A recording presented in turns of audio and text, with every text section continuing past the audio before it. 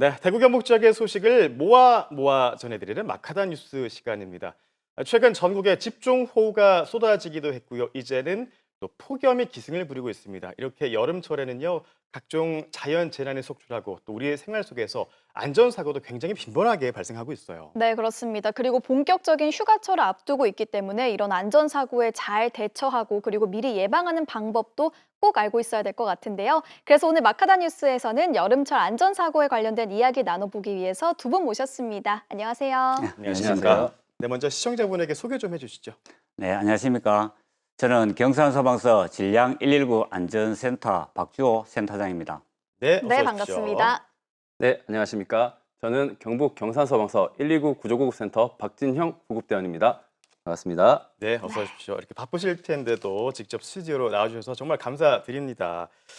자, 앞서 말씀드린 것처럼 최근에 폭우, 집중호우가 정말 많이 쏟아지면서 피해가 또 속출했습니다. 이렇게 여름철에는 그 고정적으로 나타나는 그런 피해 유형이 있지 않습니까? 좀 설명해 맞습니다. 주시죠. 예. 예, 말씀하신 대로 오늘과 같이 더운 날씨와 또 여름철에는 물과 가까이 하는 계절이라서 네. 물놀이 사고가 많이 발생하고요. 또 야외 활동이 잦다 보니까 벌소임이라든가 또 최근에는 폭우와 관련돼서 안전사고가 많이 발생하는 계절입니다. 네, 그리고 제가 미리 조사를 해봤더니요.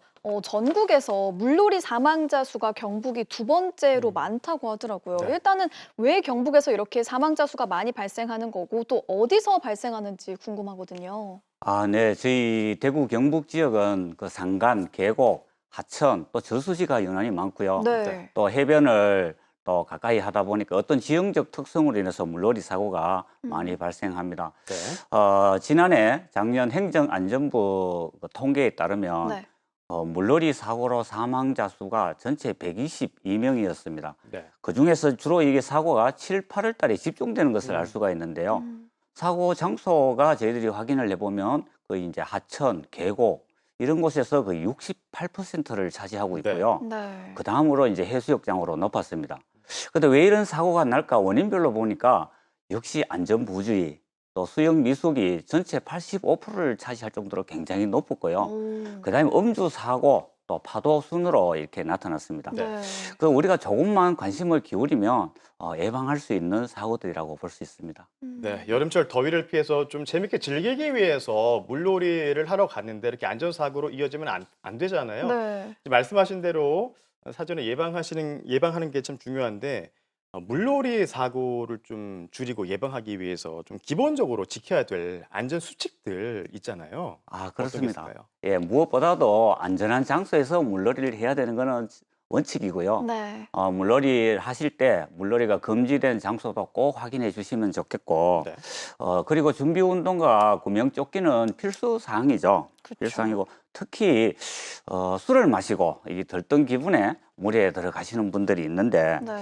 여름처럼 오늘과 같이 아무리 이렇게 더운 날씨라도 네. 물속 온도는 한 15도씨 정도로 굉장히 낮습니다. 네. 그러다 보니까 급격한 체온 변화로 심장마비를 일으킬 수가 있는데, 이런 급격한 체온 변화를 줄이기 위해서 물속에 들어가실 때는 이 심장보다 먼 부위부터, 네. 그러니까 발, 또 그다음에 팔, 그리고 난 뒤에 이제 얼굴 이렇게 물을 충분히 적시고 마지막으로 가슴 부위를 적신 다음에 천천히 물속에 들어가시는 게 안전할 것 같습니다. 네. 사실 이러한 간단한 안전 수칙도 우리가 지키지 않기 때문에 네. 사고의 원인이 된다고 볼 수 있습니다. 그러니까요. 사실 저희들도 그렇고요. 시청자 여러분들도 이런 안전 수칙들 다 숙지하고 계실 겁니다. 뭐 구명조끼 입고 들어가는 건 물론이고요. 네. 술을 마시고 들어가면 안 된다는 것도 알고 계시겠지만 설마 이걸 안 지킨다고 무슨 큰일 나겠어 하는 이런 마음 때문에 맞아요. 안전사고가 발생하는 거라고 생각을 하거든요. 네. 그래서 그런 마음은 절대 갖지 말아야겠습니다.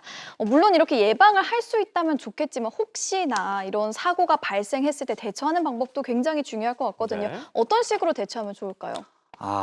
역시 모든 사고가 그렇지만 네. 절대적인 침착이 요구됩니다. 오. 이게 간단하면서도 사실은 어렵고요. 네네. 물속에서 급한 나머지 허우적대다 보면 오히려 몸의 균형을 잃고 점점 더 깊은 곳으로 이렇게 빠질 수가 있는데, 네. 그 우선 이제 큰 소리로 도움을 요청하고요. 네. 그 다음에 이제 온몸을 힘을 뺀 채 양팔을 머리 위로 올려서 이렇게 누운 자세로 이렇게 유지를 해주시고 네. 일단 몸에 힘을 빼는 게 중요한데 다리는 쭉 펴서 가볍게 펴서 이렇게 누운 자세로 기가 물속에 완전히 잠길 수 있도록 이렇게 한 상태에서 누워 계시면 가슴을 공기를 이렇게 숨을 들어 마시면 우리 몸의 중심의 부력의 중심은 가슴에 있거든요. 오. 그래서 이렇게 뜰 수 있는 것을 느낄 네. 수가 있습니다. 네. 혹시 이제 물에 빠진 사람들을 이제 봤을 경우에 이게 나무를 뜰 수 있는 것을 던져준다든가 네. 또 그 주위에 보면 스티로폼이라든가 또 PET병 뭐 이런 것을 꺼내 묶어서 던져주는 것이 중요하고요. 네. 한 가지 주의하셔야 될 거는 직접 그 익수자와 신체적인 접촉을 하지 않는 것이 중요하다. 이렇게 오. 말씀드릴 수가 있겠습니다. 예, 알겠습니다. 아까 저 화면에서도 나왔지만 이 물놀이 안전사고가 바다보다는 계곡이나 강에서 훨씬 더 많이 발생하고 있습니다. 저도 좀 경험이 있긴 한데 잔잔해 보이더라도 몇 발짝 가면은 갑자기 수심이 확 깊어져서 맞아요. 당황하게 되는 경우 네. 정말 많고 계곡 같은 경우는 그리고 갑자기 불어난 물살에 휩쓸리기도 하고 정말 수영을 아무리 잘해도 이렇게 되면은 당황하기 마련이거든요. 네. 이럴 때 어떻게 하는 게 가장 좋을까요? 우선 급류에 휩쓸리지 않도록 예. 장마나 폭우 때는 물가로 가지 않는 게 가장 가지 중요할 않는 거. 것 같고요. 예. 네. 그리고 계곡 같은 경우에는 수심이 낮더라도 이끼라던가 미끄러운 바위에 의해서 넘어지면 급류에 휩쓸릴 수가 있습니다. 예. 이렇게 급류에 휩쓸렸을 때는 앞서 말씀드렸듯이 침착함이 우선입니다. 침착한 상태에서 물에 빠졌더라도 빠르게 다시 물 위로 올라와서 부력용품들이 있으면 그것을 잡고 하늘 방향으로 시선을 두고 하늘 방향으로 누워 계신 상태에서 양 다리를 살짝 올리셔가지고 물살이 흐르는 방향 쪽으로 가면서 바위나 혹은 장애물들이 있으면 발로 밀면서 안전을 확보한 상태에서 네. 물가 쪽으로 이동하면서 탈출을 해 주셔야 될 것 같습니다.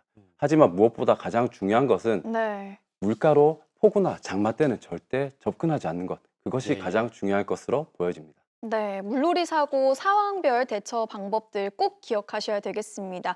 이런 물놀이 사고는 예방도 할 수 있고 대처도 빠르게 하면은 좋은데요. 사실은 자연재해, 특히 폭우나 태풍으로 인한 사고는 어떻게 예방할 수 있는 방법도 없고 그렇죠. 해서 더 막막한 것 같습니다. 특히 네. 이번 여름철에 폭우나 폭염 이야기를 빼놓을 수 없을 것 같은데 집중호우 같은 자연재해는 빠른 대응이 무엇보다 중요하다고 하더라고요. 맞나요?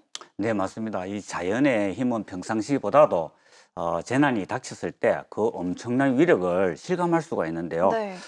인간의 작은 실수라도 절대 용납하지 않는 것이 않기 때문에 철저한 대비가 요구됩니다. 특히 집중호우 시에는 이 산간, 저지대 같은 경우에는 이 고립되거나 또 이 산사태, 또 침수로 인해서 많은 농작물이라든가 재산 피해를 동반하게 되고요. 거기다가 이제 또 사망 실종까지 있다 보니까 인명 네. 피해가 이어지게 되는데 네. 장마철에는 우리 기상 변화에 특별하게 귀를 좀 기울였어야 될 것 같습니다. 예, 그렇습니다. 우리 박진영 대원께서도 이번 집중호우 때 실제로 좀 많이 출동하셨을 것 같은데 이런 자연 재난 재해로 인해서 이제 출동하시면은 어떻습니까? 제가 풍수의 재난 대응이나 예. 복구 지원 출동을 정말 많이 나갔었거든요. 네. 그때마다 느끼는 것이 있습니다. 정말 우리 그 이재민들이나 피해 주민들을 보면서 희망이라는 말을 제가 감히 입으로 내뱉을 수 있을까 하는 그런 마음이 들었었거든요. 네. 아파하고 재산이 소실한 그 이재민들에게 우리 경북 소방에서는 최대한 많은 인력과 장비를 투입해서 최대한 빠르게 이재민들이 삶의 터전으로 돌아갈 수 있도록 최선의 노력을 기울이고 있습니다. 네, 항상 이렇게 애써주셔서 감사하다는 말씀 전하고 싶습니다. 최근에 경북도에서는 이렇게 풍수해로 인한 피해가 참 많았습니다. 네. 그중에서도 저지대 침수로 인한 피해도 굉장히 많았는데요. 실제로 포항에서는 흰남로 때 이렇게 지하 주차장이 침수되면서 인명 피해가 있었던 사례도 있었고요. 그리고 저지대에 계신 분들이 집이 물에 잠기면서 수많은 재산 피해도 났는데 이렇게 침수 피해가 발생했을 때 미리 알 수 있는 침수 징후가 있는지 또 어떻게 대처하면 좋을지 이런 것들 말씀해 주시면 좋을 것 같습니다. 네, 우선 강우량에 따라서 침수 가능성을 예측할 필요가 있다고 보는데요. 네. 네. 그 하천의 수위 상승을 관찰하거나 또 도심지 같은 경우에는 이제 맨홀이나 하수구에서 빗물이 역류해서 이게 도로를 타고 내려오거든요. 그러다 보면은 이게 저지대 같은 경우나 아니면 그 반지하 이런 곳에서는 굉장히 위험하기 때문에 신속하게 대피를 하셔야 되고 네. 작년에 오송 지하차도의 사고도 우리가 안타깝게 봤습니다만 차량이 도로가 보이지 않으면 예. 접근하지 않는 것이 좋겠고요. 그렇죠. 혹시 이제 차량이 물속에 약간 들어가서 이게 이동이 할 수 없을 경우에는 빨리 차량 밖으로 탈출해서 나오는 것이 네. 가장 급선무라고 생각합니다. 네. 예, 무조건 신속하게 네, 탈출을 그렇습니다. 해야 된다는 건데 사실 뭐 태풍이나 집중호우는 한 번 이제 피해가 발생한 걷잡을 수 없이 피해가 커지기 때문에 네. 사전에 예방을 하는 것이 가장 중요할 것 같습니다. 올해도 많은 태풍이 지금 예보가 돼 있고요. 태풍 피해를 최소화할 수 있는 좀 사전에 예방할 수 있는 방법도 알려주시죠. 그렇습니다. 우리가 너무나 잘 알고 있듯이 강풍이 불 때는 창문을 닫고 또 창문에 테이프를 붙인다든가 네. 신문지를 부착한다든가 이렇게 하는데 문을 닫더라도 꼭 잠궈 주시는 게 오히려 덜 흔들릴 것 같고요. 이 집중호우가 또 발생하게 되면은 이 도로가 불분명하기 때문에 네네. 이게 맨홀이라든가 이렇게 잘 구분이 안 됩니다. 그쵸. 그래서 웅덩이에 음. 실족 위험도 있고 또 간혹 이제 전주나 가로등의 전기 감전 사고도 이렇게 따르게 됩니다. 그래서 가급적이면 외부 활동을 자제해 주시는 게 좋겠고요. 이렇게 비가 또 연일 계속 내리게 되면 함수율이라 그래서 흙이 이게 물을 품고 있기 때문에 산사태 우려가 있거든요. 예. 그래서 이러한 산사태 경사가 특히 이렇게 급격한 지역에 사시는 분들은 돌이나 바위가 이렇게 흘러내린다든가 아니면은 나무가 이렇게 쓰러지는 이런 징후가 보일 때는 아주 신속하게 대피를 해야 되겠습니다. 예, 알겠습니다. 오늘 말씀하신 것들 잘 기억하고 있어야 되겠습니다. 이제 또 근데 오늘부터 굉장히 덥습니다. 폭염이 네. 이제 진짜로 본격적으로 시작이 된 것 같은데요. 폭염특보 속에 찜통더위가 이어지고 있는데 앞으로도 계속 더울 거라고 하죠. 지난해 영주를 시작으로 올해는 부산에서 폭염 우려는 온열 질환자를 좀 예방하기 위해서 네. 버스 정류장에 무료 생수 냉장고를 마련했다고 하더라고요. 생수 냉장고요. 그렇죠. 예. 얼마나 더우면은 무료로 이렇게 물을 나눠줄까 싶다는 생각도 드는데 네. 우리 박진영 대원님께서는 실제로 현장 출동을 나가시잖아요. 폭염으로 인한 출동도 있나요? 네, 지난해 대구 경북에서 총 온열질 환자가 314명 정도 발생했고요. 네. 그중에 안타깝게도 5명 정도가 사망을 했었습니다. 네. 온열질 환자는 논, 밭 등 그 야외에서 주로 발생을 하고요.